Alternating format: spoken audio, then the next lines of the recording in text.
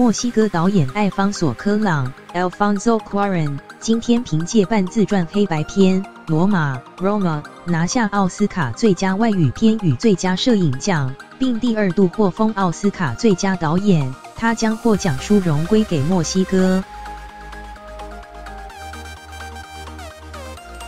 罗马在今年奥斯卡颁奖典礼上夺得3座小金人，包括最佳外语片、最佳摄影及最佳导演奖。在近年抨击奥斯卡奖多元性不足的奥斯卡好白（Oscars so white） 沸沸扬扬之际，墨西哥导演的作品赢得赏识更深富含义。艾方索·科朗告诉媒体，此奖归属墨西哥。从每一个方面来看，这都是一部墨西哥片。他在拿下最佳外语片奖时，情绪激动地说：“我是看外语片长大，从电影中学到很多，也获得很多启发，像是《大国民》（Citizen Kane）、《大白鲨》（Jaws）、《罗生门》（Rashomon）、《教父》（The Godfather） 等片。”没有波涛，只有汪洋。我想今晚入围者证明了我们都在同一片汪洋。艾方索·科朗获得最佳导演奖时，也在致辞中向世界各地7000万名国内劳工和原住民女性致敬。他说：“我要感谢影艺学院认同这部故事围绕在一名原住民女性身上的电影。”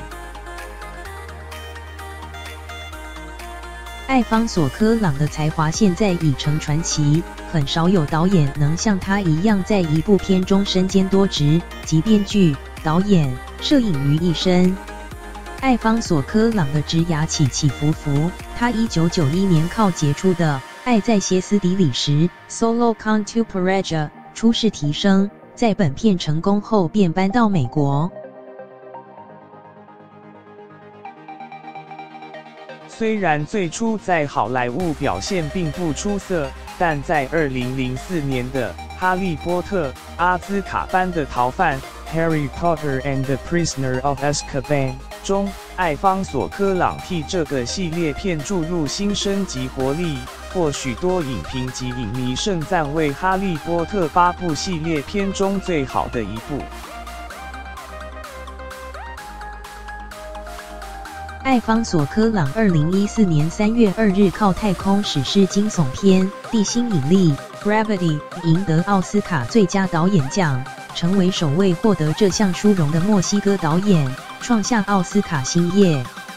地心引力》在那个历史之夜从10项入围中拿下7座小金人，这被视为卓越事业的巅峰，是无人能及的成就高度，更别说是达成第2次了。艾方索·科朗今年靠《罗马》再度入围10项奥斯卡奖，是继台湾名导演李安的武侠片《卧虎藏龙》后入围最多奥斯卡奖的外语片。中央社。